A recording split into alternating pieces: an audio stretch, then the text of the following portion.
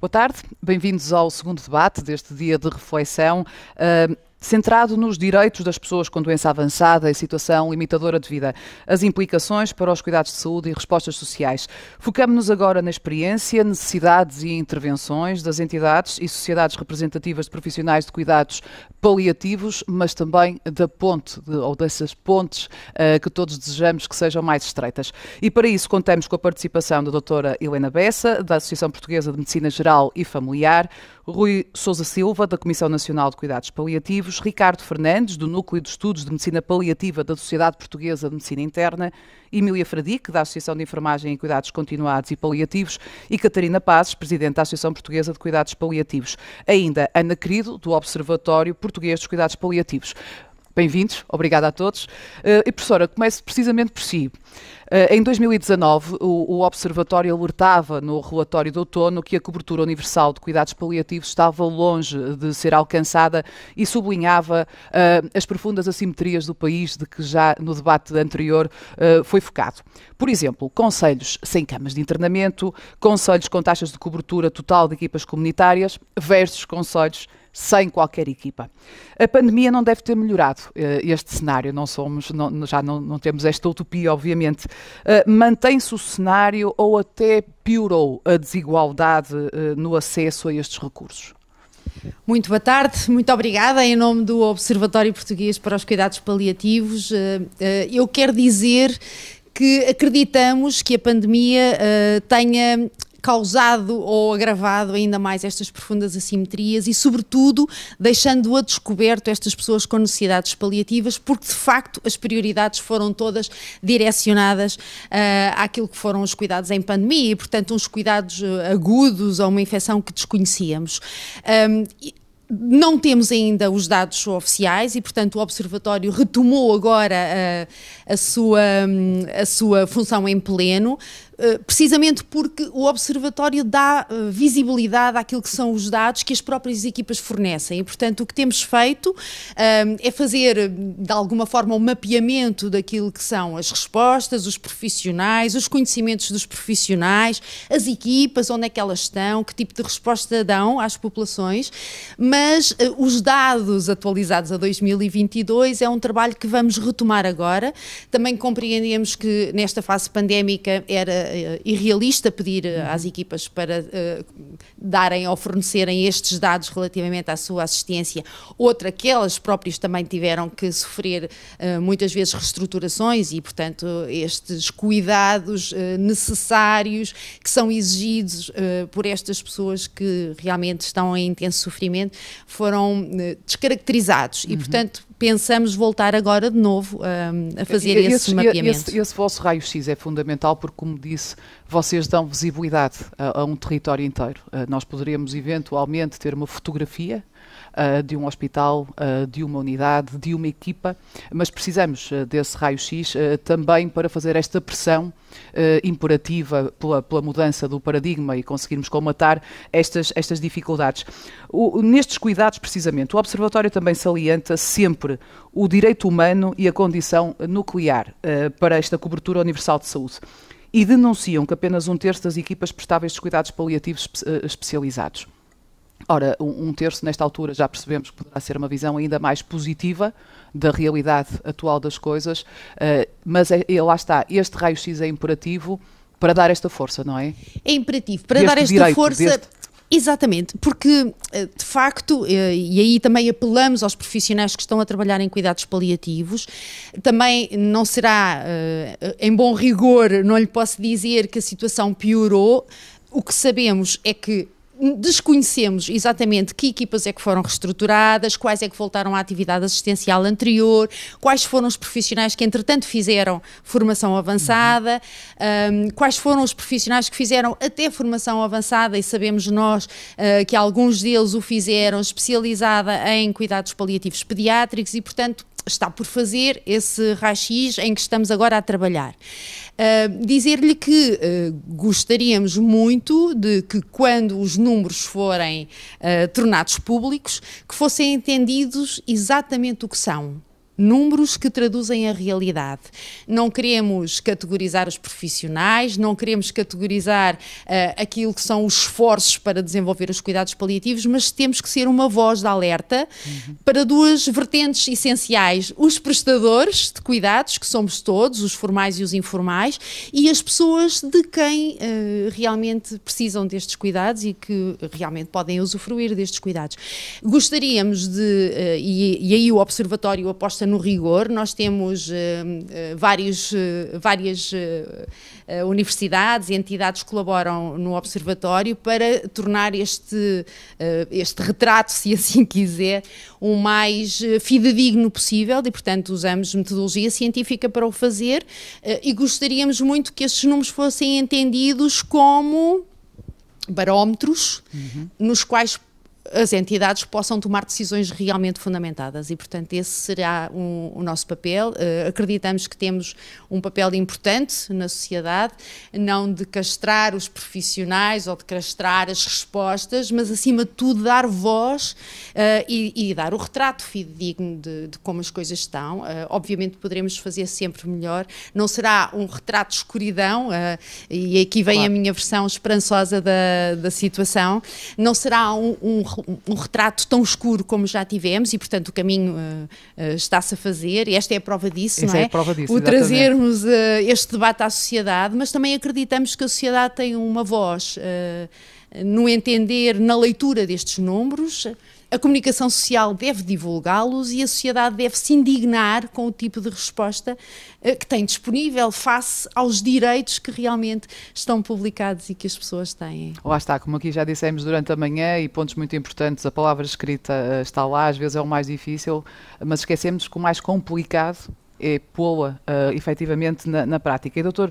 Rui Sousa Silva, a Comissão Nacional de Cuidados Paliativos também sempre reconhece que esta realidade de que aqui estamos a traçar, este retrato, compromete desde logo este direito à escolha. E é um direito à escolha que deveria ser desde logo assumido, e um direito na sua plenitude, do local onde se quer ser tratado, cuidado, onde se quer morrer, em que se recebem estes cuidados e, em última análise, para o fim. Contribui para uma maior institucionalização dos doentes ou até para a falta de cuidados fundamentais a que têm acesso. É inevitável, não é? Portanto, se nós temos esta falta e esta desagregação no terreno, é um direito que não temos hipótese de usufruir. E, efetivamente, é uma grande preocupação desta Comissão, das Comissões Nacionais, e faz parte até da sua missão, mandatada, digamos assim, por lei, e a imagem que existe não é de todo favorável neste momento ainda a se conseguir obter ou exercer esse direito, não é? É uma preocupação muito grande nossa e efetivamente implica uma organização muito grande do país, implica trabalharmos todos em rede. Portanto, quando eu estou a dizer todos, não estou só a falar de equipas de cuidados paliativos, estou a falar de toda a sociedade, não é? Isto é muito importante o que estamos aqui a fazer também por isso, não é? Como eu dizia, portanto, a Comissão Nacional de Cuidados Paliativos, no fundo, trabalha um bocadinho dentro do sistema a tentar ver e fazer navegar no sistema e colmatar as falhas que existem. As falhas existem, não é possível dizer de outra maneira. A questão a palavra que utilizou da institucionalização, todos parecemos fugir a ela, mas quando chega a hora, todos recorremos a ela. Sim, o Dr. Manuel Caldas Almeida hoje de manhã lançava precisamente esse alerta, não é? O ideal, e o que se estava também a tentar fazer, era que as pessoas não tivessem que morrer numa cama de agudos. Por exemplo, desde logo, na última hora, não tivessem que estar numa cama de hospital, com toda, às vezes, a desumanização que isso também pode trazer, e os riscos acrescidos, e o trabalho acrescido para profissionais que estão em funções numa unidade de agudos. Mas estão também a trabalhar no acesso, e eu vi isso também numa dos seus destaques, a atestado médico de incapacidade multiuso, que também foi aqui focado como um dos aspectos primordiais esta manhã, para além do contexto justificativo pandémico, porque ele existiu em contexto pandémico, não pode lá ficar. Tem que haver uma continuidade, e um certificado de incapacidade remunerado para a assistência a familiares de doentes com necessidades paliativas. Foram 2 pontos que foram aflorados esta manhã e que se revestem de uma importância fundamental. E a Comissão também está muito empenhada em não deixar morrer um ponto que a pandemia até ajudou a melhorar. Esse é um dos pontos um dos 4 eixos estratégicos que nós, ou elemento de um dos 4 eixos estratégicos que nós identificámos quando fizemos assim a análise da situação a nível nacional e de facto essa é uma prioridade enorme, porque realmente isso permite-nos conseguir os tais objetivos que estávamos a falar há pouco, que é por exemplo, a escolha do domicílio, porque é assim, a escolha do domicílio é um direito, não é uma obrigação, ou seja, nós sabemos à partida que não serão todos os doentes, mas a existência dessa escolha é muito relevante. E de facto, mais uma vez, a sociedade tem que estar organizada nisso, não estamos a falar só dos cuidados de saúde, estamos a falar depois de uma coisa muito mais alargada, que é a questão do cuidador, a questão da capacidade do cuidador até ter baixa paga, eventualmente, não é? Portanto, é uma das coisas que nós estamos a tentar trabalhar nesse sentido. E a mesma questão com o atestado, a gente chama o AMI, que é o atestado multiusos, que foi, como diz, criado neste contexto pandémico, mas de facto faz todo o sentido, embora também possa ser criticável, isso também é preciso analisar essa questão, criticável no sentido que atribui um grau de incapacidade que provavelmente até poderá ser inferior àquele que é o efetivamente real da pessoa, mas pronto, é um primeiro passo e deve ser entendido como esse primeiro passo e no fundo também deve ser entendido como a facilitação do acesso a determinados direitos, já que é disso que estamos aqui a falar, a determinados direitos que permitam gerir melhor estas situações já de sido penosas e lembrando aqui que já toda a gente sabe que nós estamos a falar de um doente, estamos a falar pelo menos de um doente e uma família e portanto é um núcleo importante de mais familiar. Os profissionais que depois têm que gerir os profissionais que gerem a situação. Não é? Exatamente. É que depois é uma sobrecarga que vai para todo o circuito. Efetivamente. Eu até cheguei atrasado e portanto não consegui ver, tive a ver um bocadinho do debate de manhã no YouTube, consegui, não apanhei essas partes todas, mas de facto estava com alguma esperança no sentido de agitar assim, as águas, como se costuma dizer, no sentido da consciencialização. Porque assim, se é verdade que é uma bandeira todos os portugueses terem um médico de família, pois com certeza, não é? Porque é que não há de ser uma bandeira, se calhar, de igual importância, todos os portugueses terem acesso a cuidados paliativos e a escolha de local de cuidados e a escolha de, vias diretas antecipadas de vontade, portanto, no fundo... Também foi outro ponto que foi alertado aqui e que convém nós continuarmos a falar. Claro. Não, é importante, sim, é importante continuar a falar. Portanto, porque é uma ferramenta que pouco se fala, não é? E aqui a comunicação social, a doutora Ana referia isso e também tem essa obrigação, também é um serviço que tem que ser prestado, porque 41 mil pessoas apenas a ter utilizado essa ferramenta também nos deve deixar constrangidos, não é? Portanto, isto é revelador de algum desconhecimento e isso tem que ser trabalhado. Desconhecimento, desconforto, enfim, uma série de coisas que possam... Desconhecimento também. Nós fizemos um estudo sobre o conhecimento dos profissionais, da população em geral, sobre as diretivas antecipadas de vontade e o nível de conhecimento dos profissionais, portanto, das pessoas que acumulativamente trabalhavam em instituições de saúde, era razoável. E o conhecimento das pessoas em algumas áreas muito específicas evidenciaram a existência de mitos face aos cuidados paliativos. E, portanto, as pessoas conotam muitas vezes cuidados paliativos com igual a morte, igual a um sítio onde eu vou objetivamente morrer e, portanto, vou ficar abandonado, mitos associados ao uso dos opioides, nomeadamente a morfina no controle da dor, e, portanto, nós fizemos este estudo em 2019, portanto, exatamente antes da pandemia, e não era muito abonatório do nível de conhecimento da população sobre o que é isto das diretivas antecipadas de vontade e, sobretudo, também se eu, ao afirmar as minhas diretivas antecipadas, isto vai-me vincular à decisão que eu tomo agora e nunca mais a posso modificar. E, portanto, importa dizer às pessoas que ainda que façam essa manifestação de vontade hoje, ela poderá ser sempre modificável de acordo com aquilo que é a sua vontade. E, portanto, eu acho que há muito para falar de cuidados paliativos. E agora, só para lançar um bocadinho o repto e passar a palavra de novo, no entender do Observatório, os planos estratégicos longo prazo seriam, sobretudo, muito benéficos, primeiro, para alinharmos estratégia mediante aquilo que é o estado daquilo que é o estado da arte trazido, ou o estado da realidade trazida na fotografia que o Observatório publica, e depois poder alinhar planos estratégicos a maior prazo para serem duradouros, para a haver efetivamente uma estratégia que depois se pode mensurar e avaliar. E, de facto, planos estratégicos a muito curto prazo temos dificuldade em que as modificações sejam sentidas pela população, até pelas equipas. Mas há medidas a curto prazo, certo? Sim, podemos não falar num plano a curto prazo e convém ter um plano também, supõe, mas há medidas que podem ser a curto prazo, aliás já pecam por tardias. Claro, é assim, é uma questão muito complexa, como muitas das outras que temos estado aqui a falar, mas uma delas é, de facto, nós já temos tido estas conversas até com o próprio Observatório, de facto, os planos estratégicos devem ser feitos a mais largo prazo, e nós ainda por cima tivemos menos tempo para este último plano, portanto, até nisso há uma dificuldade adicional. De facto, é importante essa questão, mas é uma decorrência ilegal, portanto, enfim, apesar de tudo é uma decorrência ilegal, estamos a falar da Lei de Bases dos Cuidados Paliativos, portanto, isto é uma decorrência dessa lei.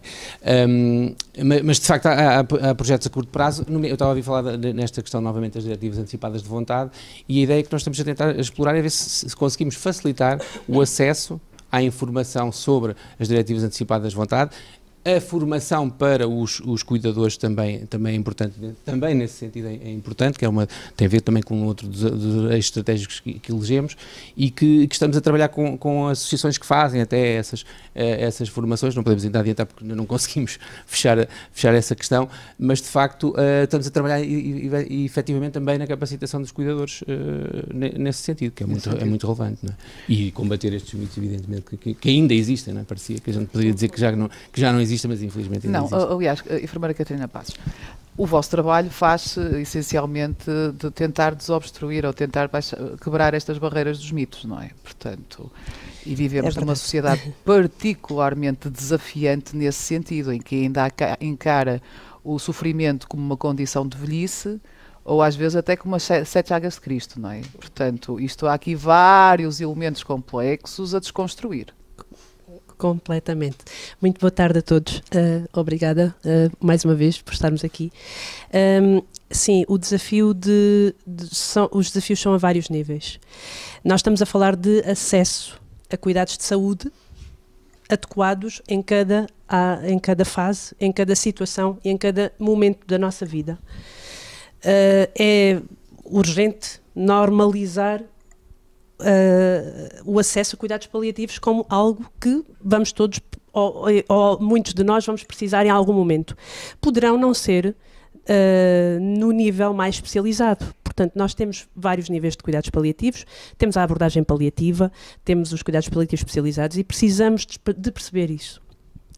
Depois, quando nós falamos em abordagem paliativa e falamos de o acesso a cuidados de saúde adequados em qualquer contexto, e não estou a falar de contextos de cuidados paliativos, estou a falar de um contexto de urgência, de medicina interna, de cuidados de saúde primários.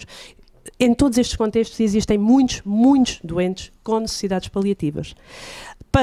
Necessidades essas que precisam de ser respondidas de forma adequada, tal e qual como são respondidas outras necessidades. Para que isso aconteça, nós todos, enquanto profissionais, precisamos de ter formação na área. E, infelizmente, 25 anos depois da inauguração desta associação, que eu hoje presido com imensa honra, e depois de tanto trabalho, de tantos profissionais que hoje aqui estão, a tentar explicar o que são cuidados paliativos e a explicar as prioridades e o quanto isto é prioritário, continuamos a ter que explicar porque é que isto é prioritário. E continuamos a ter que explicar aos nossos colegas não paliativistas o que são cuidados paliativos, o que é uma abordagem paliativa e o que é que são adequação de cuidados. E essa situação continua a arrastar no tempo a dificuldade no acesso àquilo que são os cuidados de saúde a que todos têm direito, que são cuidados altamente qualificados. Em relação ao acesso em cuidados paliativos especializados, é claro que esse é um problema também. E aí entra a necessidade de termos equipas especializadas que possam prestar cuidados diretos aos doentes com situações mais complexas, que possam ajudar os colegas que ainda não têm essas competências a adequar os seus planos de cuidados no dia-a-dia. E, portanto, são equipas que hoje são muito importantes, porque precisamos ter, tanto na comunidade como dentro dos hospitais, equipas que possam deslocar-se, que possam ajudar os colegas e que possam dinamizar esta tal abordagem paliativa, para que não haja ninguém com sofrimento decorrente da sua doença que não seja adequadamente atendido. Esta é uma responsabilidade enorme de todo o sistema. Sem essa responsabilidade assumida, nós vamos ter muita dificuldade em, no futuro, termos um Serviço Nacional de Saúde capaz. Porque se hoje temos cerca de 100 mil pessoas a precisar de cuidados paliativos, a OMS já nos disse que em 2060 vão ser o dobro.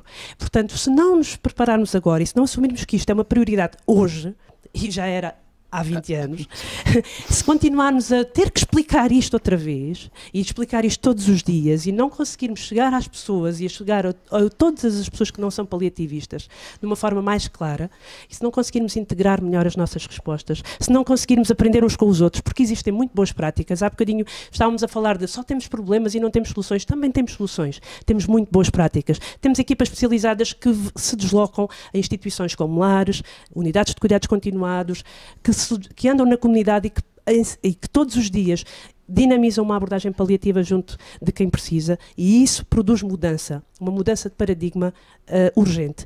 E só para terminar, em relação ao Plano Avançado de Cuidados, que é um tema muito importante. Porquê? Porque hoje, se nós nos deslocássemos agora a um serviço de urgência, identificaríamos muitas pessoas com necessidades paliativas, muitas pessoas em situação paliativa, muitas pessoas que se calhar não precisariam de estar ali, precisariam de outro tipo de resposta.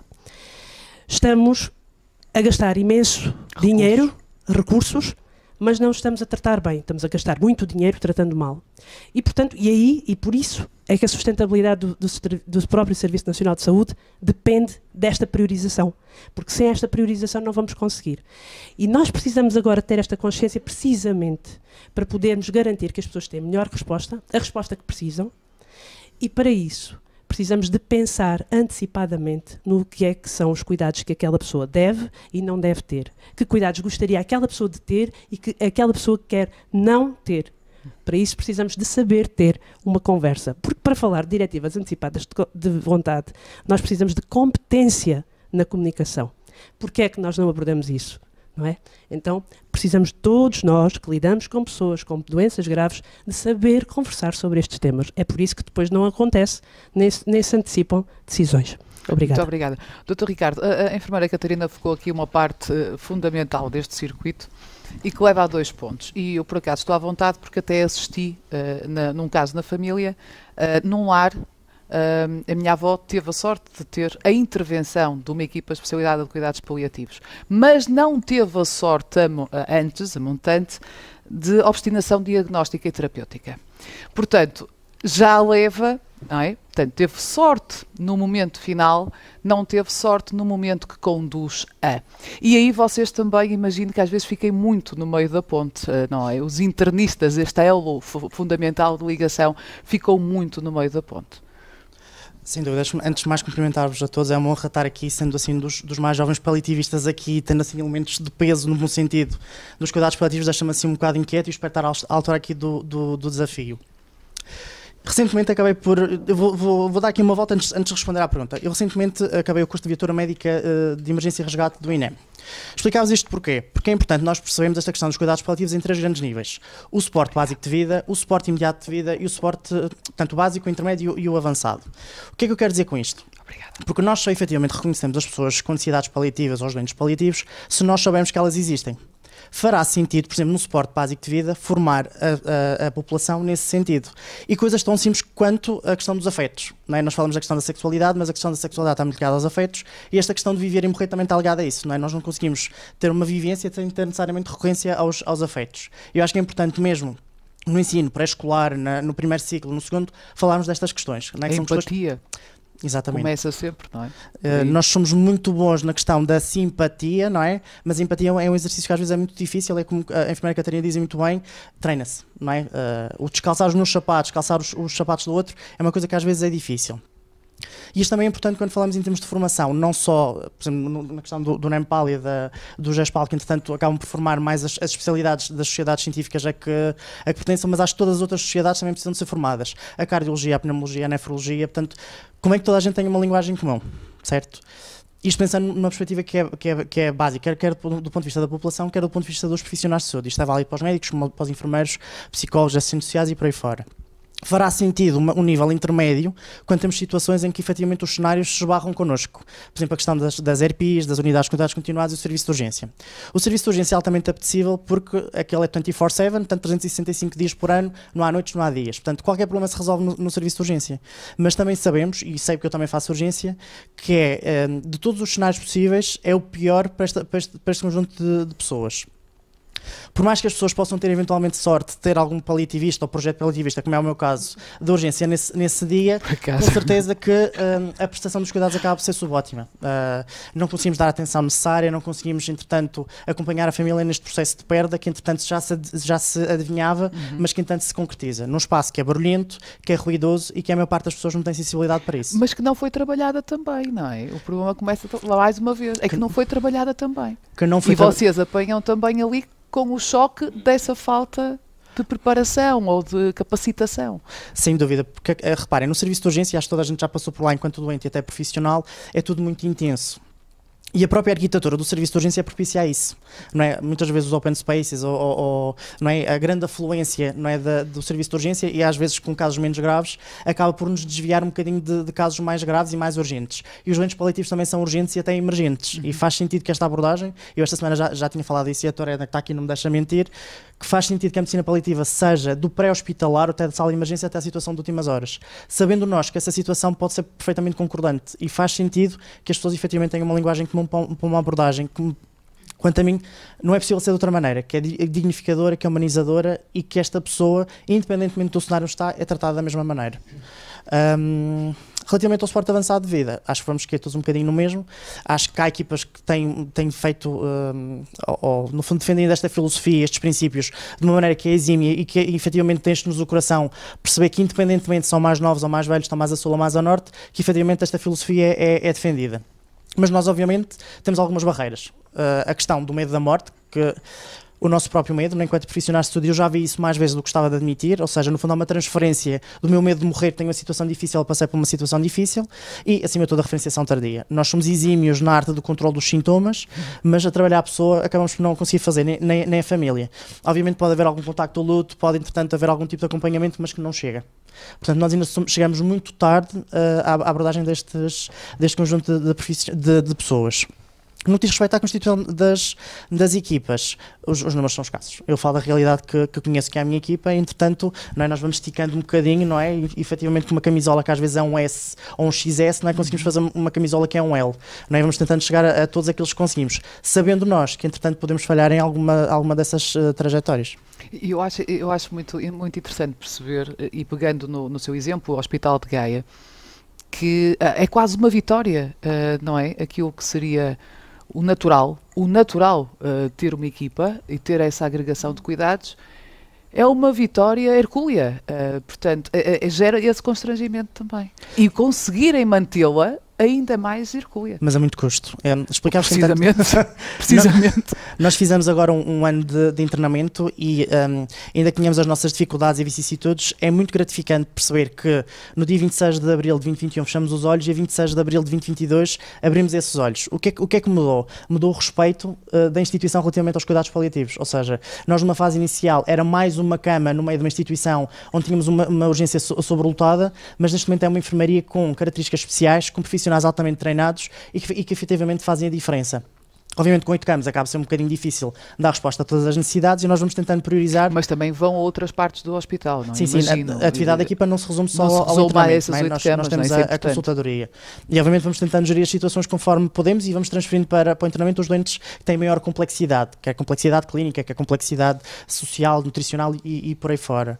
Mas é importante perceber que a instituição respeitou este internamento, que no início foi assim um bocadinho olhado assim de esgalha e que causou assim algum tipo de desconforto, mas as pessoas começam a respeitar e efetivamente acham que os doentes tem um tratamento que é diferenciado, que é particularizado, não é? Que são cuidados paliativos intensivos naquele conjunto de camas, que são 8, mas que são muito especiais. São fundamentais, não é? As terapias complementares nestes, e vocês por acaso até discutiram isso há muito pouco tempo no Congresso, as terapias complementares nos cuidados paliativos, e agora há muito aquele termo, não é? As terapias fora da caixa. E que nós estamos na fase da cannabis, começa a ser um desafio acrescido e um passo em frente começar. Vamos usar, uns usam, uns nos usam, e se já é difícil nos princípios basilares da agregação, não é? Até da coordenação de equipas, imagino que as terapias fora da caixa ainda sejam, se calhar assim, uma coisa mais difícil. Eu vou-lhe contar um segredo. Eu acho que todos aqueles que fazem cuidados paliativos são fora da caixa. Fora da caixa porque conseguem olhar um bocadinho mais além daquilo que é o meramente clínico, não é? Aquilo que é semiológico, aquilo que é palpável, que sejam umas tensões, uma frequência cardíaca, uma saturação periférica de oxigênio. Nós conseguimos olhar muito mais além porque interessa-nos a pessoa e tudo aquilo que a envolve, não é? Isso é ser fora da caixa. Relativamente às intervenções que podem ser efetivamente úteis, eu acho que toda intervenção que venha a bem e que tenha algum substrato científico ou técnico pode ser utilizado. Não é? Acho que não podemos ser redutores, porque cada caso é um caso e a mesma pessoa em situações diferentes da sua doença vai ter necessidades completamente diferentes. Portanto, acho que há espaço para tudo, deste devidamente fundamentado e que acima de tudo, haja segurança e 2, consentimento da pessoa cuidado. Claro, e mais uma vez os cuidados adaptados ao doente e não olhar só a doença no seu geral. Doutora Helena Bessa, no meio de tudo isto, e há aqui um aspecto que me deixe passar literalmente a deixa que a doutora Catarina, que a enfermeira Catarina deu, que é a parte da comunicação, que também se percebeu muito agora na intervenção dos protagonistas anteriores. E vocês, se nós formos falar da parte do testamento vital, o centro de saúde é o receptáculo primordial do testamento vital, por exemplo. Se nós chegarmos à equipa do centro de saúde para tirar dúvidas em relação ao preenchimento do testamento vital, entra a comunicação e a dificuldade da comunicação. Portanto, antes de irmos para a outra parte da nossa conversa, e já que o tema foi levantado, eu pergunto-lhe como é que vocês gerem ou conseguem gerir esta dificuldade ou muitas vezes o constrangimento desta informação. Okay. Em primeiro lugar, muito boa tarde a todos. Agradecer à enfermeira Catarina a organizar este debate e ter-nos convidar a Associação Portuguesa de Medicina Geral e Familiar. Eu sou médica de família e, não querendo ser indelicada, eu gostaria, porque a resposta já foi sendo dada, que é responder ao papel do médico de família. Porquê é que eu estou aqui? Porque é que a enfermeira Catarina nos convidou o GESPAL para estar aqui. E, como digo, não quero ser indelicada, voltando aqui à questão, é porque todos já disseram porque é que eu estou aqui. Porque é que eu estou aqui. Mas a doutora ainda não. Mas eu vou fazer uma súmula. Eu vou fazer uma súmula, porque depois acabo com a questão que me colocou, porque começou por dizer que os cuidados paliativos todas as pessoas têm direitos a cuidados paliativos, dependendo das suas necessidades paliativas. Depois disse que as pessoas também têm direito a escolher o local de cuidados ou o local de morte. Não conheço nenhuma equipa de saúde que esteja alerta para isso. Não conheço nenhuma equipa de saúde com uma equipa de saúde familiar, que inclui o médico de família e o enfermeiro de família e todos os outros profissionais, que possas saber tanto sobre um doente e a sua família como esta equipa. Depois falaram também sobre as diretivas antecipadas de vontade. Também não conheço outra equipa que possa saber mais desde que esteja vocacionado para isso. São as pessoas que chegam à nossa consulta, vestidas de negro, a quem a gente pergunta, então, vejo que está de negro, sim, porque morreu a minha irmã. E sabe, doutora Helena, eu não quero passar por aquilo que ela passou. Ela sofreu muito. Teve muita falta de ar, teve muitos sintomas, nós não conseguimos despedir-nos dela. E é uma boa altura para questionar. Vejo que isso está a incomodá-la muito. Já pensou como é que estaria quando tiver uma doença muito grave? Portanto, também não conheço mais nenhum profissional que tenha esta disponibilidade no tempo, porque às vezes é aquele tempo de consulta de 20 minutos e não é possível, mas aquilo fica ali guardado na nossa cabeça, e escrever até, perguntar como é que quer-se que seja, não é? Nas últimas, quando tiver uma doença avançada, não é? Depois também falou que há muito poucas equipas. E nunca vai haver, na minha opinião, e permitem-me também mais uma vez aqui, porque não tenho números, não é? Não é um número objetivo, mas eu também creio que não vai haver nunca o número suficiente de equipas comunitárias.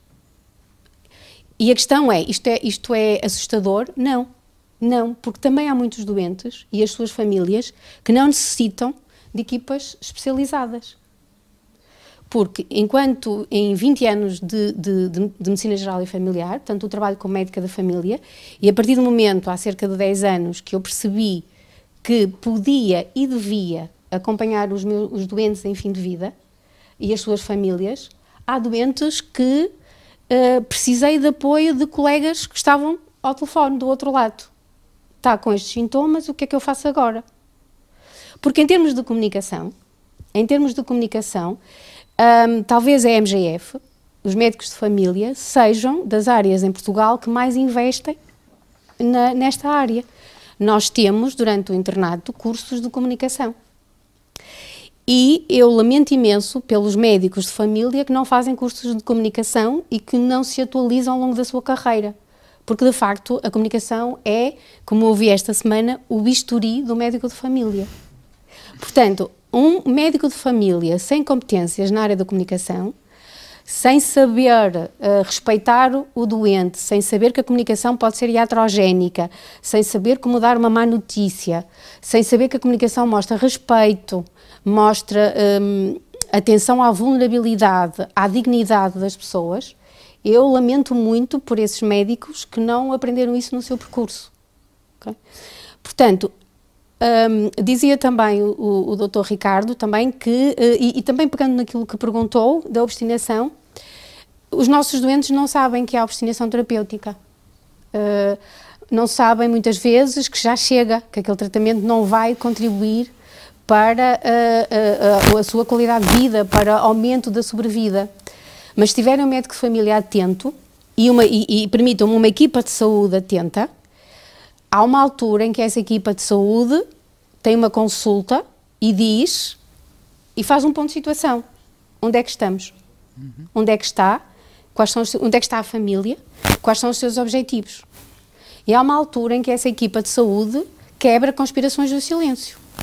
E há uma altura em que essa equipa de saúde fala sobre sexualidade em fim de vida, fala sobre reconciliação, crescimento pessoal, porque nós conhecemos. Se nós conhecemos realmente os nossos doentes, nós sabemos a família, nós conhecemos a família, conhecemos os recursos daquela pessoa, e não estou a falar de recursos económicos, estou a falar de recursos psicossociais, conhecemos as comunidades, sabemos as instituições que dão resposta, e, portanto, se estivermos interessados, empenhados, e sobretudo soubermos o impacto que isto pode ter na vida daquelas pessoas, mobilizamos todos estes recursos. Okay? Por isso, parece-me fundamental, também nas diretivas antecipadas de vontade, nas diretivas antecipadas de vontade já foi aqui dito que as diretivas antecipadas de vontade são um assunto que de facto se discute com o médico. Também me assusta que as diretivas antecipadas de vontade sejam feitas sem um profissional de saúde, e isso acontece. Não é? E isso também me assusta. Diretivas antecipadas de vontade em que as pessoas vão apenas ao ACES colocar a sua diretiva antecipada de vontade, que não passa pela equipa de saúde, seja ela qual for aqui, isso também me preocupa muito. Infelizmente, também há muitos médicos de família, há muitas equipas de saúde, tal como os outros profissionais, que não sabem o que são as diretivas antecipadas de vontade. E uma consulta de diretivas antecipadas de vontade pode ser extremamente interessante para o profissional de saúde, porque ele próprio há um crescimento pessoal também. Porque enquanto debatemos com o outro, e voltamos à comunicação, enquanto debatemos com o outro o que é bom para ele, né? Mesmo o bom no sentido ético, não é bom religiosa nem espiritualmente, sim, espiritualmente sim, não religioso, mas bom no sentido para aquela pessoa, no sentido ético, quando discutimos isso também aprendemos coisas sobre nós. E os paliativos também são isso, são uma forma de aprendizagem. Enfermeira Emília, é interessante perceber, e a doutora Helena acabou de focar isso mesmo, a equipa, não é? A equipa e os enfermeiros estão em todas as equipas, não é? já foi dito aqui toda a manhã, que são a categoria profissional, a maior categoria profissional da saúde. Sendo fundamentais, obviamente, neste circuito que se quer multidisciplinar, como é que se consegue congregar este apoio direto ao doente, mas também ao cuidador, quando tudo parece também pesar sobre os vossos ombros? Porque depois não fazem só de enfermeiros, não é? Boa tarde. Penso que está ligado, não está? Boa tarde. Primeiro quero agradecer a enfermeira Catarina, a presidente da APCP, o estarmos aqui a discutir com tantas associações e sociedades, que é importantíssimo. Isto ainda não tinha sido feito e acho que é muito importante. E estar aqui nesta casa, que também é minha, o Instituto São João de Deus, também é um privilégio. E depois falar de enfermeiros, que é disso, não é? Como presidente da ASCCP. O enfermeiro tem um trabalho muito caracterizado, quer pelas suas competências a vários níveis, emocional, psicológico, tecnicista, científico, investigador. Portanto, o enfermeiro está na vanguarda dos cuidados e depois tem algo muito interessante. O enfermeiro está 24 horas com o doente. Isto é, há a passagem de turno, não é? E o legado a outro colega daquelas pessoas que estão vulneráveis e a necessitar tanto de cuidados. E aqui é interessantíssimo, e ouvindo falar o que se falou agora aqui nesta mesa, é interessantíssimo ainda não se ter tocado na questão que cuidados de proximidade, e aqui o enfermeiro, vou tocar no enfermeiro do centro de saúde, não é, dos cuidados continuados, e também equipas comunitárias de paliativos, é alarmante não estarem 24 horas a exercer as suas funções também nos cuidados de saúde primários. Porque como é que nós queremos acompanhar uma pessoa que está numa situação de doença progressiva, incurável, com tantas necessidades, e as suas famílias, porque não há uma hora para se morrer. Pode-se morrer a qualquer hora. Não é?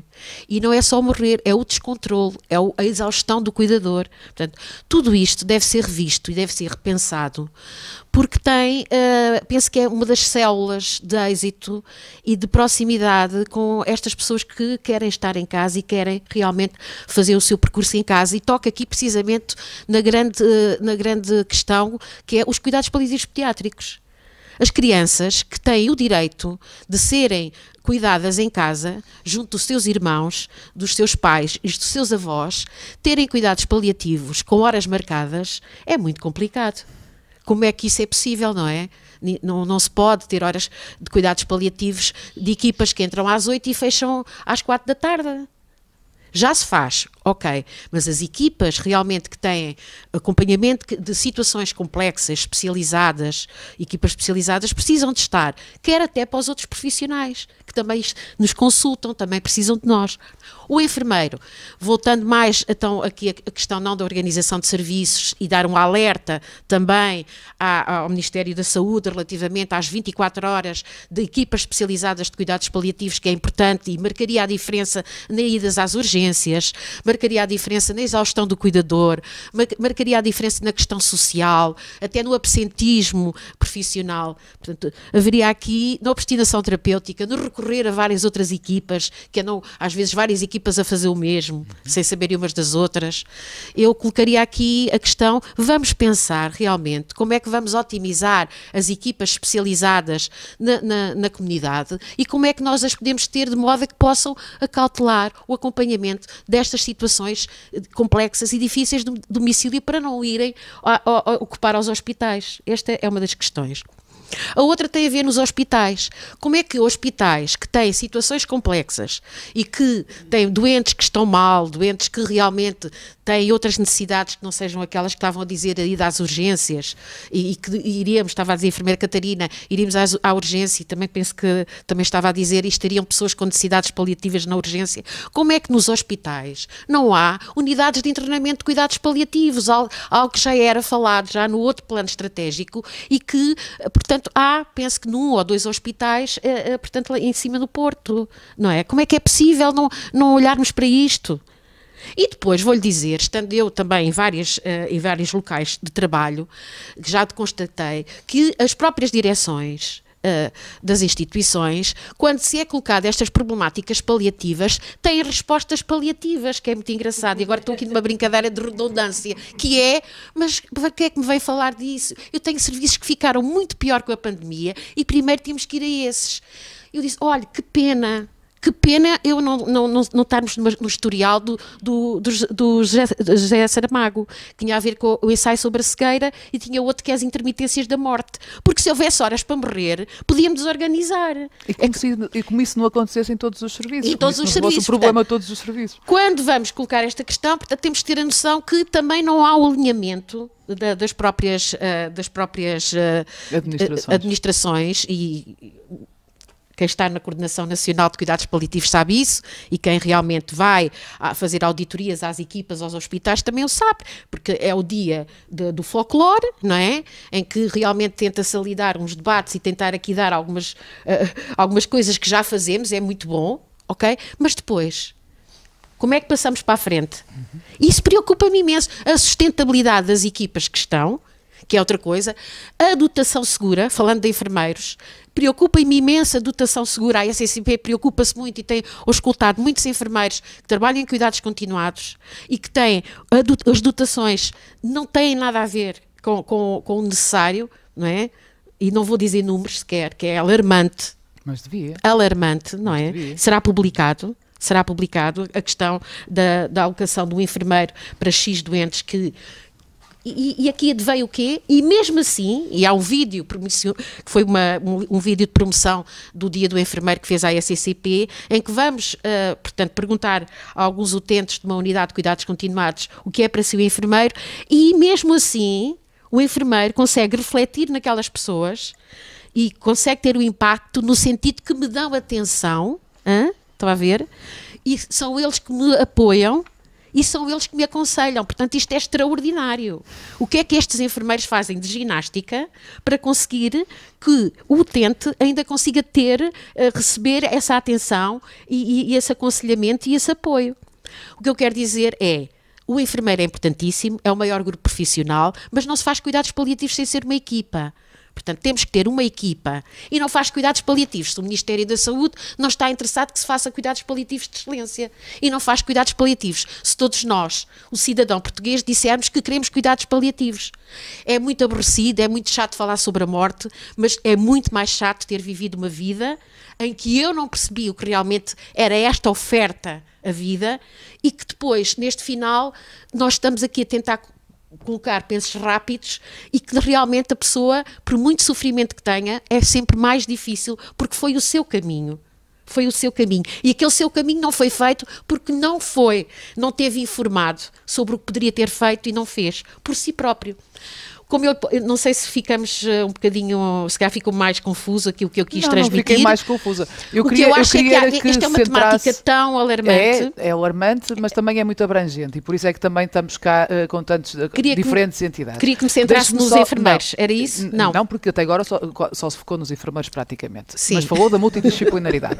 Mas está a fazer o seu papel, que é para isso que está cá e para isso é que sou presidente da SCP. E contamos consigo. No meio disto, já falamos da dificuldade da informação e nós temos um problema de comunicação grave neste país e precisamos que vocês, agentes dessa informação, também trabalhem melhor essa parte da comunicação, mas queria também falar-lhe de quando o doente e a família está informado e não tem direito na mesma, ou não recebe esse seu direito, porque isso também acontece e acontece muito. Sim, é verdade. Obrigada por essa questão, porque realmente é uma questão muito cutilante, que tem a ver com também a cultura portuguesa. Isto é, a própria pessoa sabe, a própria pessoa pede, não tem acesso e não faz queixa por escrito. Já deparei-me com várias situações dessas, ao qual o profissional de saúde não pode incentivar a queixa, porque aí estaria também com um processo em cima da própria instituição, não é? Mas pode levar o outro, como mediadores que somos nas equipas de paliativos, somos mediadores, pode levar o outro a pensar, mas talvez dando voz àquilo que me está a dizer, por outra forma que não seja a verbal, poderemos chegar a alguma situação de apoio. Mas é verdade porque isto prende-se precisamente com como é que em planos estratégicos determinadas instituições que são de grande peso no nosso país, instituições de saúde, o plano estratégico da instituição não contempla os cuidados paliativos. Aí diz tudo. Se não contempla, não vai haver um mecanismo de circuito para acompanhamento destes doentes com doenças crónicas progressivas. Não consta nem para o adulto nem para a criança. Portanto, se os paliativos de adultos estão como estão, os das crianças, eu, dando um ar otimista, não é, para não ser tudo tão desgraçado e para não ter um discurso paliativo nesse sentido da má literacia, eu diria que pronto, olha, desde 2017 que já o plano estratégico paliativo já tem os paliativos pediátricos. Ok, já temos equipas no terreno, também é verdade, mas preocupa-me o acompanhamento, que muitas vezes é feito do voluntariado dos profissionais. E porquê? Não somos malucos, não somos, portanto... Masoquistas, nem é uma profecia. É para que a pessoa perceba o que é que está a receber. Deixar o legado e que esse legado seja transmitido a outros familiares e amigos. Porque se fazemos igual às outras especialidades, não precisam de nós. O que é que nós estamos lá a fazer? É que isto é uma especialidade. Quando falamos de cuidados paliativos, é uma especialidade da medicina. Mas não está consagrada como tal, cá? Mas irá. Mas vamos falar sobre isso a seguir, não se preocupe. Okay. Vem um painel a seguir e isso é um dos pontos. Só estou a fazer um aviso à navegação, ora esse. Mas isso é um dos pontos. Eu posso só acrescentar uma coisa, peço imensa desculpa. A maior parte da formação de cuidados paliativos é feita pelo próprio, do bolso do próprio. É só para ficar esclarecido. Raro é as situações que não o seja. Eu, por acaso, ia lhe perguntar que especialidade da enfermagem é que não era paga do próprio bolso, mas porque é que esta haveria de ser diferente?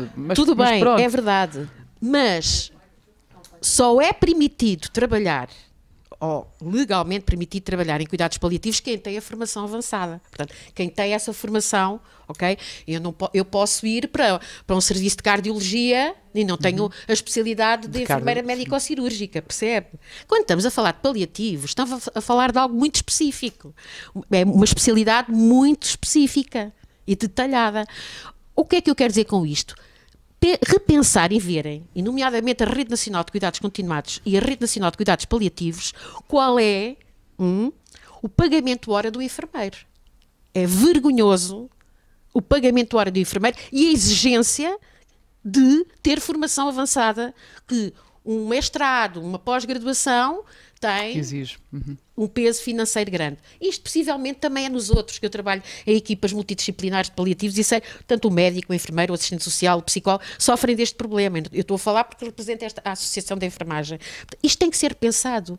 E depois, qual é a solução? Um enfermeiro para 30 doentes, um enfermeiro para 20 doentes, e etc. E outros números.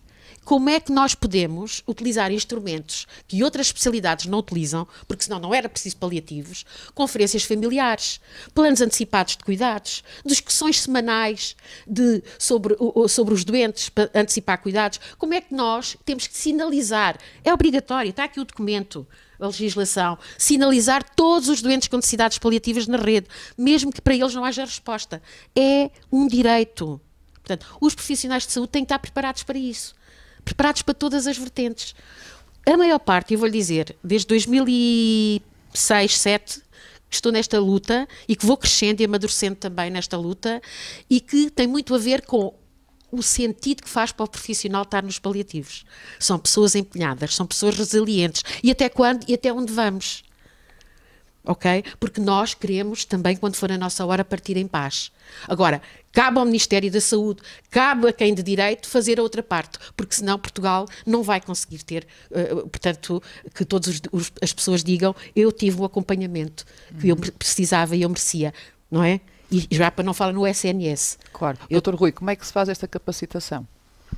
Porque pelo cargo que ocupa também tem esta ligação, tem que ter, ou pelo menos esperamos que tenha, com a tutela, não é? Como é que se faz esta capacitação? Se nós falássemos de um enfermeiro, de um intensivista, quer dizer, é tudo tão óbvio, mas esta parte dos cuidados paliativos continua a ser completamente varrida para debaixo do tapete.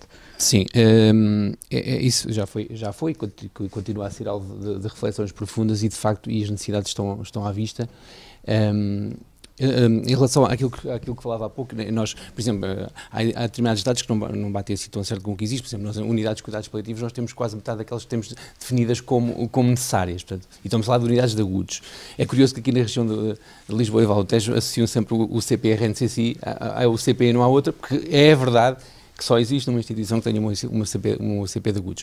Ou seja, o que é que eu quero dizer com isto? Que há, de facto, definido pelas comissões nacionais, nem sequer é só esta Comissão Nacional, qual é que é a estrutura, que é uma estrutura que não é inventada sequer por nós, ou seja, uma estrutura reconhecida internacionalmente como funcional. Ou seja, estou a falar da questão da rede de cuidados paliativos e naquilo que diz respeito especificamente aos cuidados paliativos especializados. Os cuidados paliativos especializados baseiam-se na função de equipas essas que dão apoio aos vários ambientes do SNS, aos vários níveis de cuidados do SNS, incluindo o RDCCI. É verdade que não temos equipas suficientes e depois dá-se um problema muito grande, que é nós, por exemplo, Comissão Nacional, estarmos a defender uma estrutura que faz sentido e que é lógica, mas que não está completa. E, portanto, não estando completa, vai haver alguma insuficiência em determinada altura. Mas deixe-me só fazer uma ligeira provocação, no sentido em que, quando falo em metade, eu acho que até está a ser um otimista. Porque nós até tivemos, no final da manhã, a intervenção da doutora Isabel Garriça Neto, que gosta de pôr o nome às coisas. E as que existem, algumas, também agora estou a ser simpática, o termo utilizado foi um logro. Não basta ter uma placa numa porta. E isso também não é da vossa competência, também zelar pela qualidade do que temos e, se não tiver qualidade, fazer esse alerta até para o Observatório depois poder fazer o seu trabalho de pressão positiva, de mudança, e vocês também, porque no fundo são os agentes no terreno para o fazer. Sim, mas nós neste momento, com o Observatório, sem Observatório, fazemos essa função, é uma função que nos está atribuída. O Observatório dá-vos visibilidade, não é? Pronto.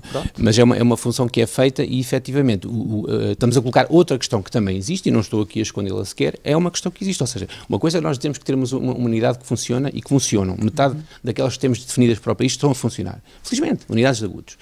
A outra questão é dizer se temos as dotações necessárias de enfermeiros, ou de médicos, ou enfim, ou de outros profissionais. Essa é outra questão que é ligada, e intimamente ligada, mas não é a mesma questão. Mas também estamos a tentar resolver, ou seja, basicamente, ainda hoje já tivemos a oportunidade de até falar nisso aqui com a enfermeira Catarina, sobre essa questão, ou seja, há um problema grande para resolver, que é essa questão dos recursos humanos. Infelizmente, nós olhamos para as notícias e o que vemos é a dificuldade dos recursos humanos em todos os níveis de cuidados e em todo o lado do SNS, eventualmente, enfim, o SNS é aquilo que nos cabe aqui falar, pelo menos a mim, e portanto essa é uma dificuldade que também existe, não é para ser escamoteada, é para ser resolvida, e nós estamos cá até inclusivamente para isso. Temos as sérias dificuldades em resolvê-las, assim, vai ter que ser resolvida em tranches, vai ter que ser resolvida, enfim, à medida daquilo e até por prioridades, eventualmente, porque efetivamente isso é uma realidade. E depois, para terem uma noção, quando falamos nesta questão, e já hoje foi falado aqui até pelo Dr. Ricardo Salveiro, da questão da emergência médica, é também ali um nicho que existe, efetivamente nós até estamos, na emergência médica, até aí estamos a tentar fazer pontos com o INEM, e o próprio INEM está interessado nisso, no sentido de até conseguir abordar melhor, eles sentem essa necessidade de abordar melhor os doentes com necessidades paliativas, e isto não quer dizer que os doentes não tenham necessidades de emergência médica e, portanto, não tenham de ser abordadas de igual forma, mas quando surge a questão da necessidade paliativa, eles vão querer ter uma equipa comunitária, por exemplo, com quem falar, ou outra, enfim, comunitária, estou-me a lembrar que será o mais imediato. E era o ideal. Depois, coisas como, por exemplo, o próprio INEM não tem acesso a diretivas antecipadas de vontade. Não sabemos se é por sim, se é por ser assim, ou, enfim, mas é uma realidade. Ou seja, há coisas que nós temos que ir trabalhando e que não estão resolvidas. Eu não estou aqui, não consigo estar a dizer que elas estão resolvidas porque não estão, mas de facto estão no topo das prioridades, isso posso dizer que, enfim, eu até vos digo assim, é uma partilha, é uma questão angustiante, digamos assim, para mim, posso classificá-la assim, é uma questão angustiante, porque de facto nós sabemos que há equipas que estão a trabalhar ali no limite quer dizer, eu não, como Presidente de uma Comissão Nacional de Cuidados Paliativos, não posso dizer que, sim senhor, está tudo a trabalhar muito bem porque os profissionais são resilientes. Porque isto vai ter um limite, como é evidente, não é? E depois perdem-se as que nós, com dificuldade, fomos construindo, não é? Fomos conseguindo. Eventualmente com esse risco. Não consegue, com estas dotações, manter, as pessoas não são máquinas, não conseguem manter. Não é? Eu posso partilhar também, novamente, que uma das questões mais difíceis, até na elaboração deste último plano estratégico, foi exatamente a questão que nós tivemos que alterar, tentámos, de alguma forma, dar ali um sinal que estamos a querer alterar as dotações e os números de profissionais necessários para trabalhar naquelas equipas. Claro que isto foi o primeiro passo. O outro passo é que as instituições cumpram. E as instituições, lá está, confrontadas com uma série de problemas, priorizarem os cuidados paliativos é que é bom. E aí entra, lá está a outra questão que suscitou aí bem, que é a consciência pública não é? E o cidadão, já que o cidadão é contribuinte, também tem que ser beneficiário. Portanto, enfim, no fundo é essa a questão. É que o grau de exigência também se quer que vá aumentando, não é? E não basta ter dinheiro para abrir camas ao nível do PRR se depois não tem a dotação para as camas funcionarem. Sim, mas... Ou para estarem ocupadas com os devidos cuidados, não é? Porque já se mantém. As camas que temos, se calhar já não têm as equipas, mas deixe-me passar o testemunho à enfermeira Catarina. Ouvimos, isto é perverso, não é? Porque o Dr. Rui estava a dizer, e bem, uma coisa é uma coisa, outra coisa é uma coisa, mas na verdade elas pervertem-se umas à outra, não é? Estas duas questões, entre a dotação e as equipas, etc. Claro. É que depois as questões acabam, nós não queríamos, mas elas acabam por se perverter uma à outra e corroem-se uma à outra. Sem dúvida. E hoje... penso que foi a doutora Isabel Galriça Neto que falou do gato por lebre. Qual é o problema de nós termos equipas que se chamam cuidados paliativos e que não têm a competência para tal? O problema é ao nível da resposta imediata ao doente e à família, que não é a resposta que deve ser dada, não é a resposta especializada que deve ser dada, e portanto esse é um problema. E o problema do que é que isto se reverte em termos de visibilidade para as pessoas sobre o que são cuidados paliativos. Pior do que não ter é ter maus cuidados paliativos. Portanto, é melhor não ter. É melhor não ter equipas nomeadas se essas equipas não têm o número, nem os profissionais, nem o número, nem a competência capazes de prestar esse trabalho competente. Portanto, este é um problema e é assim, mais vale assumirmos o que não temos e olharmos para isso como um problema para resolver, do que ficarmos contentes porque temos equipas nomeadas em todos os hospitais. Porque sabemos que isso não resolve. Assim como não resolve ter mais camas, se as camas não tiverem realmente os profissionais capazes para prestar esses cuidados. Falámos de vários pontos e todos eles foram muito importantes e acho que conseguimos, depois de revermos esta gravação, porque vai ficar depois no YouTube para podermos rever e ouvir cada um de nós novamente, conseguiremos ter um resumo. Teremos muitos problemas identificados, muito poucas soluções provavelmente, ou alguns caminhos possíveis. Voltamos sempre ao mesmo, porque de facto, se isto não for uma prioridade efetiva e identificada pelo Ministério da Saúde, será muito difícil. A questão é que todas as áreas da saúde estão com um problema grave de recursos humanos. Todos estamos de acordo em relação a isso. O problema é a maior parte das pessoas que procuram o Serviço Nacional de Saúde precisa de uma resposta de uma abordagem paliativa e de cuidados paliativos. E é exatamente o oposto em termos de priorização. Portanto, do nosso ponto de vista, aquilo que são as maiores necessidades evidentes do sistema são aquelas que são escamoteadas em termos de prioridades. Isto é difícil, é grave e torna o sistema muito pouco eficiente. Com o que temos agora, que é pouco, podemos fazer melhor. É essa a conclusão que eu gostaria de chegar, é que com o que temos podemos fazer melhor. Os médicos de família fazer o seu trabalho, as equipas comunitárias fazer o seu trabalho, com o que temos é pouco, é exíguo, o que temos é muito pouco, mas podemos fazer melhor se reconhecermos o que temos de bom, aprendermos uns com os outros naquilo que fazemos bem, e reconhecermos e não camuflar o que é mau, e não também não há pressão para a mudança e para a exigência. E não fingir que está tudo bem, porque temos nomes.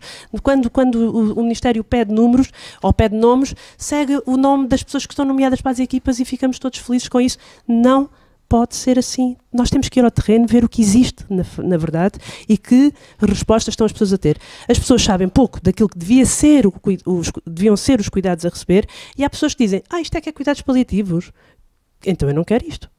Então, se isto existe, é grave.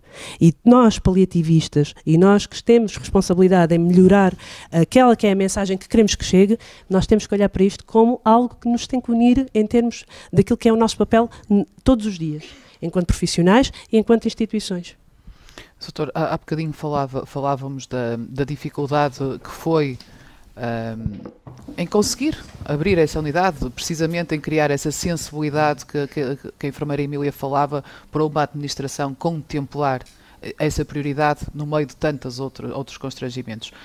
Mas, na verdade, se nós falássemos um pouco mais abertamente sobre a obstinação terapêutica que acontece diariamente neste país e em todas as unidades, se calhar conseguíamos, quer em termos de custos, quer em termos de humanidade e sentido ético, reverter um pouco mais esta mentalidade das próprias administrações e que depois chegaria ao topo, ao poder político, não é? Aliás, eu acho que este dia também é importante por causa disso, não é? Estes alertas são importantes. E eu acho que daqui saem mais soluções através dos alertas, portanto, o diagnóstico é verdade que está feito, mas também temos que mostrar a ferida, porque senão não conseguimos arranjar o tratamento. Sim, sem dúvida. Eu acho que é muito importante, isto para os médicos essencialmente, tentarmos perceber que nós estamos numa fase em que não são só os senhores enfermeiros que fazem parte do care, do cuidar. Portanto, os médicos também são responsáveis por isso. E isso, pegando um bocadinho numa expressão que é tipicamente portuguesa, que é de pequeno que se torce o pepino. Ou seja, provavelmente no momento zero em que esta pessoa chega a uma faculdade, seja médico, enfermeiro, psicólogo, que faz sentido que este conjunto de cuidados lhe seja apresentado. Porque só assim é que eu vou perceber efetivamente o que é que são os cuidados paliativos. Outra coisa que me parece bastante importante é garantir ou perceber que, entretanto, há uma linguagem comum e uma equipa que é multidisciplinar. Ninguém trabalha sozinho. Isso também passa por um ensinamento que passa pelo pré-graduado. Grande parte das faculdades de medicina neste momento tem uma disciplina opcional ou obrigatória de cuidados paliativos, mas que efetivamente não chega. Acho que pode fazer sentido, e aproveitando também estamos aqui num ambiente denso e intenso e até propício a essa discussão, se calhar em cada fase dos ciclos, portanto, o ciclo básico ou no ciclo clínico, tentar ter um momento de cuidados paliativos, no primeiro ano, no terceiro ou no sexto, e pensar, por exemplo, nessas questões. Outra coisa que eu acho que é importante quando se faz cuidados paliativos é pensar medicina. Como é que a gente pensa medicina? Tendo casos clínicos, com certeza é um dos modelos de aprendizagem que me parece muito importante, mas tentar perceber em cada uma destas situações o que é que a gente vai fazer. Se o doente tem bondade ou benefício, por exemplo, no suporte transfusional, se entretanto este doente tem bondade ou benefício numa admissão a cuidados intermédios ou intensivos, e pôr no fundo esta gente a pensar. Nós estamos a falar disso quando viemos cá para baixo, e é importante pessoas que pensam. Okay?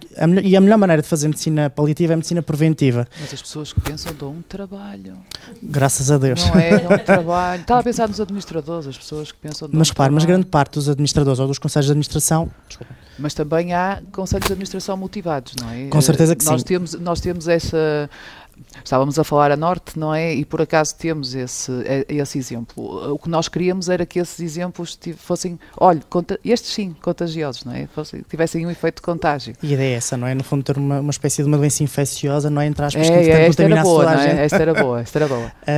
Grande parte dos conselhos também tem elementos clínicos, não é? O diretor clínico é médico, não é? E acho que é importante também que consiga falar esta linguagem dos cuidados paliativos. E acho que é uma coisa que é importante, que eu também fui percebendo isso, e começou em 2015, quando passei ali pelo serviço da Dr. Edna, e obrigado por isso, que é uma medicina muito mais by the patient, ou seja, pelo doente e não necessariamente pelos livros. Com certeza que as guidelines, as recomendações foram feitas por pessoas que são entendidas na área, mas os doentes não leem os livros. E acho que é muito importante a gente fazer essa transposição do que é o científico ou científico-técnico para aquilo que é humanístico e o que é real. E isto é importante para nós. Eu falo, por exemplo, no caso da medicina interna, e o NEMPAL tem sido exímio nessa questão dos cursos básicos e da formação contínua, mas acho que faz falta isso a outras especialidades. Há especialidades... Exatamente. Eu ia lhe perguntar se essa sensibilidade se nota mediante a experiência da sua equipa, não é? Que custou, mas arrancou. E agora quer manter, obviamente, tem conseguido fazer esta sensibilização e esta captação a nível das outras especialidades? Nós temos tentado fazer isso um bocadinho à custa de tempo pessoal e alguma carolice, mas entretanto fomos identificando alguns pontos-chave no qual nos pareceu importante. Por exemplo, temos uma excelente colaboração na equipa de trabalho, por exemplo, com a consulta de ventilação domiciliária aos doentes neuromusculares. Por exemplo, com a cardiologia estamos tentando estabelecer algumas pontes, inclusivamente ainda às unidades intermédias ou intensivos, não é? Porque às vezes é muito difícil, nós estamos a explicar às pessoas que sabem, não é? Ou sabem fazer paliativos, que se calhar não é bem assim, não é? Desconstruir aquilo que elas já sabem. E a mesma coisa, por exemplo, com a criação de consultas de grupo. Isso está muito bem estabelecido no doente oncológico, mas depois doentes que têm uma insuficiência de órgão, uma doença avançada de órgão, que entanto isso não está assim tão bem estabelecido. Seja os doentes insuficientes cardíacos, os doentes renais crónicos e por aí fora. Como é que eu tenho conseguido semear isto? Acima de tudo com os internos.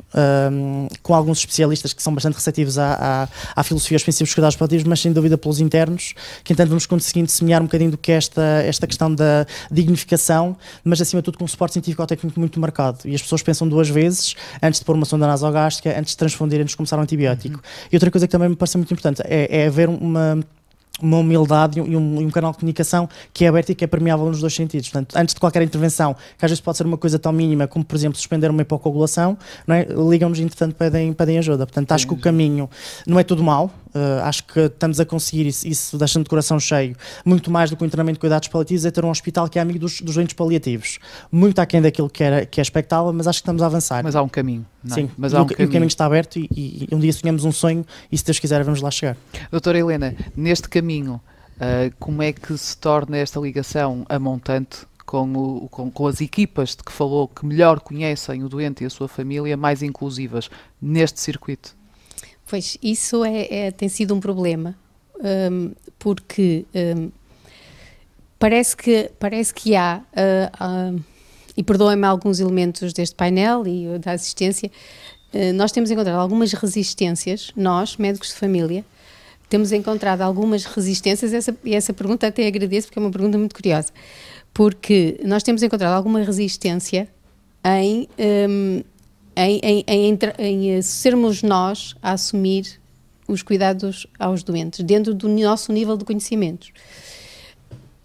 Eu diria que há muitas... Ou seja, acha que consideram que não têm competências, que vão extravasar as vossas competências? Creio que sim. Eu não sei se é isso que pensam, atenção, peço desculpa, se calhar mas o risco poderá ser esse. O que eu noto é que há uma resistência a envolverem as equipas de saúde familiar no processo, no plano avançado de cuidados que dizia a enfermeira Catarina. Porquê é que o fazem? E já não lhe sei dizer, poderá ser, não é? Poderá ser porque nós não temos competência para isso, porque acharão que nós não temos competência para isso, mas isso já não me compete a mim dizer. Poderei ter as minhas teorias sobre o assunto, mas isso, qual é a razão? Mas de facto, isso, e agora que me tenho dedicado mais tempo aos cuidados paliativos, e mesmo como médica de família, eu neste momento estou numa equipa comunitária, mas só há 3 meses, e portanto como médica de família, e eu já partilhei aqui com alguns colegas desta mesa, até a forma, e o que vou dizer, o Dr. Rui vai dizer, ela tinha mesmo que dizer isto, mas não foi planeado, Dr. Rui, não foi planeado. Que eu, por exemplo, pessoalmente não concordo, não sou eu, o GESPAL não concorda com ações paliativas. Com ações? Ações paliativas. Uma equipa com médico de família, enfermeiro de família, que até trabalha com assistente social, se acompanha um doente e a sua família no seu domicílio, não faz cuidados paliativos. Pela lei faz ações paliativas. Para muitos dos paliativistas deste país, nós fazemos ações paliativas. E eu gostava de saber, e ainda ninguém me conseguiu explicar da forma que eu compreendesse, Dr. Rui, porque é que eu seguindo este doente, a quem, portanto, um doente que vem para cá, que me enviam uma carta e me dizem, doente que sem intenção curativa vai para médico de família para referenciar para cuidados paliativos. Paremos. Onde é que eles estão? Não é? Onde é que estão as unidades de cuidados? Onde é que estão as unidades de cuidados paliativos? Ok, primeiro. Segundo, eu tenho competências para seguir este doente? Tenho. A minha equipa tenho. Se eu for de férias, o resto da minha equipa, da minha OSF, consegue gerir este doente? Consegue. Então vamos começar o processo. Ok? Há ali um momento em que há um sintoma que eu não consigo controlar. Há um colega, pode ser o Dr. Ricardo, não aconteceu, mas poderia acontecer, ainda não, e agora já não vai acontecer, mas outra pessoa que, doutora Carla, estou aqui com este doente e preciso de controle sintomático. E a doutora Carla diz, penso que é assim, o diagnóstico. E a verdade é que, neste percurso de 10 anos, eu consegui que alguns doentes, cujo objetivo era morrer em casa, o fizessem com qualidade de vida e conforto. Não foi à custa da qualidade de vida, porque houve outras situações em que eu não o consegui fazer. E, portanto, ainda não consegui perceber porque é que nós, médicos de família, equipas de saúde familiar, que fazem isto, porque é que fazem ações paliativas. Na minha opinião, qual é o problema? O meu problema não é o nome, que para mim é pouco relevante. O meu problema é se não estamos a criar uma barreira, a tal barreira, só com esta expressão. Porque há bocadinho estávamos a dizer que a comunicação é fundamental e é iatrogénica. Ok?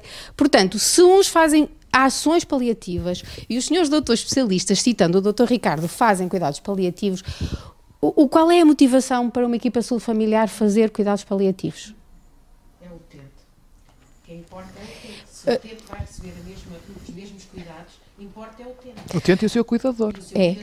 É certo, mas eu confesso-vos que acho que a maior parte e agradeço, mas acho que a maior parte dos médicos de família e dos enfermeiros de família são como as outras pessoas. Gostam de ver o seu trabalho reconhecido e com o nome certo. Sim, não deixam de ser peças fundamentais de uma engrenagem que é um todo. Portanto, ou que se quer um portanto, se eu estou a fazer o mesmo tipo de trabalho, acho que pode, em algumas pessoas, em alguns profissionais de saúde, não verem o seu trabalho reconhecido. Não gerar a motivação necessária para a mudança. Foi só um exemplo de como... Tinha que ser Dr. Rui. Foi só um exemplo de como... Sim. Foi só um exemplo de como é que as equipas de saúde familiar, que têm, na minha opinião, terão um papel tão importante, porque corrija-me se eu estiver enganada, professora Ana Querido, mas eu não creio que haja equipas, ou que vá haver equipas, para todos os doentes. E, sobretudo, não creio que todos os doentes e as suas famílias precisem de cuidados especializados. Claro, vamos manter na parte realista das coisas, porque senão então é que não se avança minimamente no caminho, não é? A questão é, obrigada, eu agora vou, antes de passar ao Dr. Rui, vou pedir-lhe que passasse à enfermeira Emília, porque falou e muito bem num ponto, não é? Agora há este chavão que é olhar para o doente e não para a doença.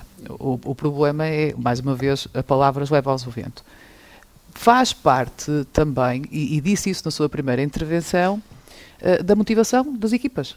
Portanto, o que a doutora Helena estava a dizer faz algum sentido. Ou seja, se bate, a certa altura não há equipa que esteja motivada, não é? Portanto, o doente é, em última análise, o problema é quando a equipa fica doente também. Fiz-me entender? Não quero que rode, não quero que rode. É esta fase do remar contra a maré, percebe, enfermeira? E se falou do problema tão grave da dotação, este ponto do reconhecimento da importância que cada um tem no circuito pode ser fundamental. Pode é fundamental. Olha, falando naquilo que estava a dizer, ações paliativas e cuidados paliativos, não é em Portugal, é universal. Cuidados paliativos é uma coisa, ações paliativas são outras. Agora, se me disser, bora lá, vou pegar na minha equipa, vamos todos fazer formação, vamos todos fazer treino e vamos formar uma equipa de cuidados paliativos, ok. Agora, não fazem isso, estão a fazer o que está a fazer, ótimo também, porque importa é o doente, dão respostas ao utente, muito bem. Agora, como vocês se apresentam, queriam ser equipa de cuidados paliativos, então vão fazer formação, vão fazer treino, são equipa de paliativos. Se não, são uma equipa que até é médico de família, uma equipa que é o OSF, certo? Que até faz ações paliativas. Olha que não há coisa melhor que nós possamos ter, porque nem todos vamos ter só equipas de cuidados paliativos. Também não precisamos, está a ver, doutora? O que você faz é muito importante e a sua equipa. Chame-se ações paliativas ou cuidados paliativos. Importa é dar resposta àquela pessoa que está ali. E muito bem, como a doutora diz, se a pessoa tiver um sintoma descontrolado ou um sintoma refratário, telefona ao doutor Ricardo. Muito bem, o seu trabalho é excelente. Não se preocupe com o nome ações paliativas. A sua USF chama-se como? Tem um nome? Ótimo, adoro. Pronto, é isso. E vocês fazem isso. Está a perceber? Era, mas quer continuar a ser. Percebeu? Pode que agora vamos passar rápido. A batata quente ao Dr. Rui, obviamente. Não é? Não, é só para dizer o seguinte. Eu reconheço que, de facto, que sou como a maior parte das pessoas e que gosto de ver reconhecido o meu trabalho, com o nome certo. E lamento, enfermeira Emília, lamento, mas eu não posso deixar isto, de facto, em branco. É que na literatura eu não encontro, na literatura internacional, eu não encontro a nomenclatura ações paliativas. Na literatura internacional, Aquilo que nós chamamos em Portugal ações paliativas é consignado como cuidados paliativos primários, que são praticadas pelos cuidados de saúde primários, pelos hepatologistas, pelos nefrologistas, pelos pneumologistas e por todos os logistas que agora nos lembrarmos. Cuidados paliativos primários seriam aquilo a que o doutor Ricardo se referiu como formação básica. E até vínhamos os dois a conversar sobre isso. Vínhamos a falar, por exemplo, dos doentes com doença hepática crónica que estão à espera de um transplante. Não é? Nós não sabemos se aquela pessoa vai ter o fígado ou não. O que é que o hepatologista está a fazer naquele momento? Está a fazer cuidados paliativos. Pois, não faz. Não tarda nada, estará Não aqui. faz paliativos. Doutora Edna, não faz cuidados paliativos porque nem sequer sabe que aquela pessoa está em cuidados, está a precisar de um investimento diferente. Não faz, certo? Não tem formação nenhuma para fazer. Mas isto, na literatura internacional, chama-se cuidados paliativos primários e não ações paliativas. Eu peço desculpa, doutora Emília, mas eu tinha mesmo que escolher. Enfermeira Emília. Mas todos têm formação básica da sua equipa, paliativos? Não. Formação básica têm todos. Não têm a formação avançada como eu. Exato. Doutor Rui? Agora, lá está a defesa de honra e ponto de ordem, se faz favor. Muito obrigado. Não, é interessante, é assim, primeiro queria discutir este é como dá para perceber, uma guerra que já tenho, uma guerra amigável que eu tenho com a doutora Helena e completamente pacífica, estamos sempre a falar sobre essa questão, e eu digo que é uma guerra pacífica até porque eu na essência até concordo com ela, essa é que é a grande questão, ou seja, eu quando quando nós até em termos estratégicos definimos que precisamos de todo o sistema de saúde para abordar os cuidados paliativos e que nunca vamos ter equipas suficientes para abordar os cuidados paliativos, o que sobra é a questão da complexidade e da intermitência, das necessidades em determinado momento. Quais são as necessidades e qual é a resposta a essas necessidades. Se as necessidades são colmatadas a nível dos cuidados de saúde primários, perfeito, não é?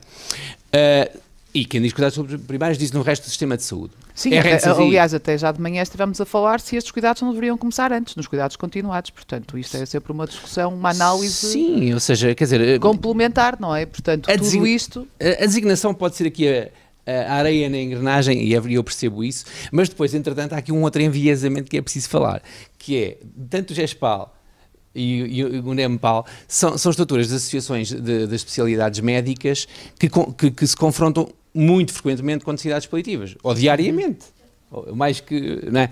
Eu próprio sou internista de origem, portanto, tem a ver com essa questão. E, aliás, são especialidades que são especialmente vocacionadas, diria eu, sem prejuízo das outras especialidades que também fazem formação avançada e que fazem um excelente trabalho, não é isso em questão, mas é muito mais natural para um internista ou para um médico MGF entrarem nesta área, e a prova é que são, em termos de quantidade, são mais.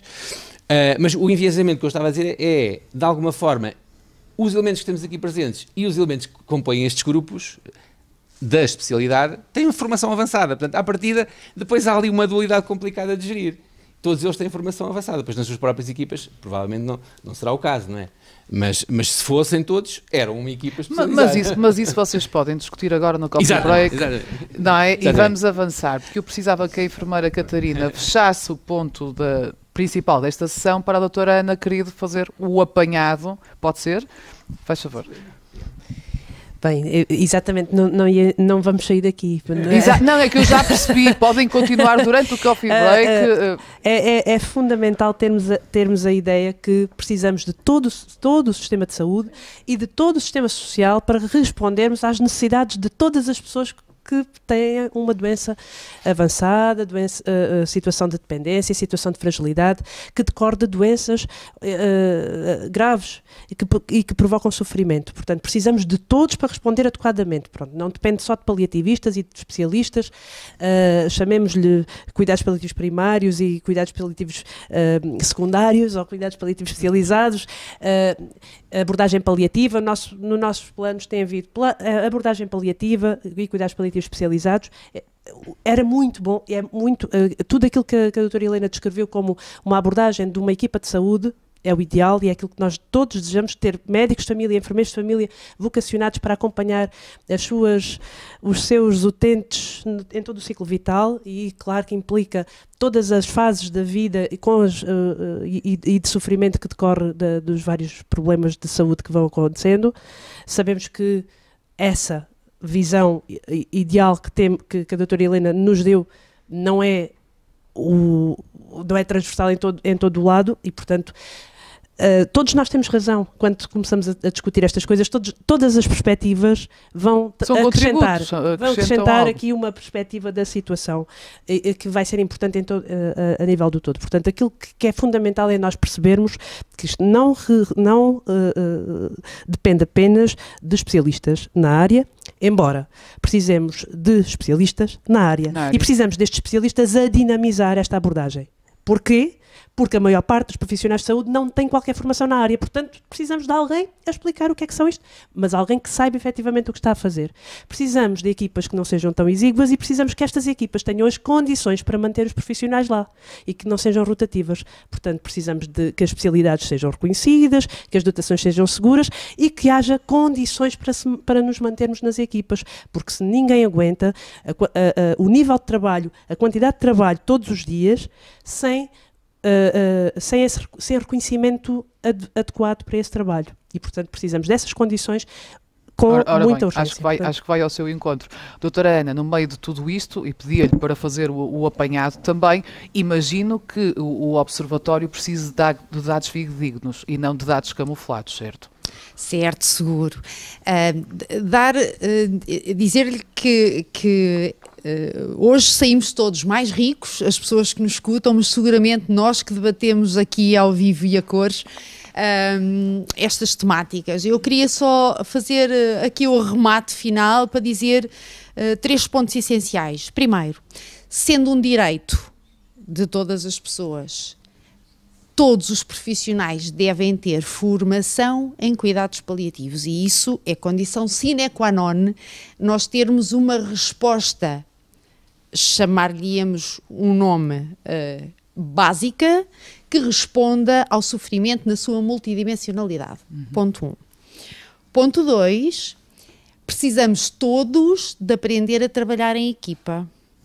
E aprender a trabalhar em equipa faz-se desde a formação base e aprender a comunicar na diversidade, aprender a comunicar em áreas disciplinares diferentes com respeito mútuo, trabalhando todos para aquilo que é o bem comum, no sentido do alívio do sofrimento entendido como a sua integração naquilo que é a vida da pessoa, porque é disto que estamos efetivamente a falar.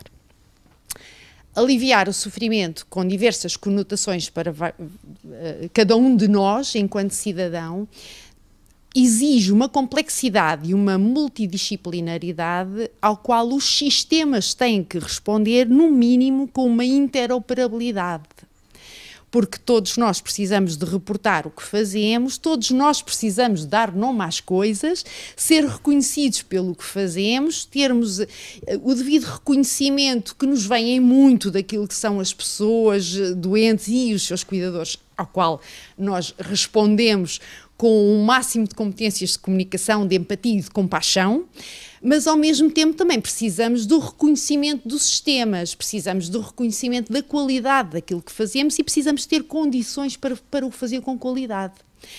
No meio disto tudo, ouvimos dizer que há muita coisa que se faz com dinheiro, é verdade, e portanto ouvimos dizer que vem alguma verba do PRR que o Observatório gostaria de ver traduzido não em camas, mas em equipas que respondem aos indicadores de qualidade e que usam instrumentos validados, dos quais o Observatório já tem uma bateria significativa de traduções, adaptações para a realidade portuguesa, de português europeu, e que podem ser utilizadas pelas equipas para dar visibilidade à qualidade daquilo que fazem. E, portanto, sem instrumentos de qualidade, dificilmente conseguimos dizer que somos bons no que fazemos ou que precisamos de isto para sermos melhores. E isso traduz-se também naquilo que é a responsabilidade do cidadão. E o cidadão tem responsabilidade, em primeiro lugar, de fazer valer os seus direitos, de exigir os seus direitos e também, à medida que vai participando nestes debates, e foi muito importante ver de manhã o debate das associações e das pessoas a quem realmente importam-no aqui e agora, porque eu vou pensando nas minhas necessidades de cuidados paliativos. Lá em casa a esta hora devem estar todos a rir, porque eu trago a morte para a mesa do jantar, com muito desagrado quem me ouve, agora um bocadinho mais habituados, mas é importante pensarmos hoje como é que nós gostaríamos de nos ver lembrados quando cá não estivermos, e de facto isso dá o verdadeiro sentido da nossa vida, e todos nós em algum momento da nossa vida já pensámos quem sou eu, o que é que eu ando aqui a fazer, qual é o meu papel no universo, e isto é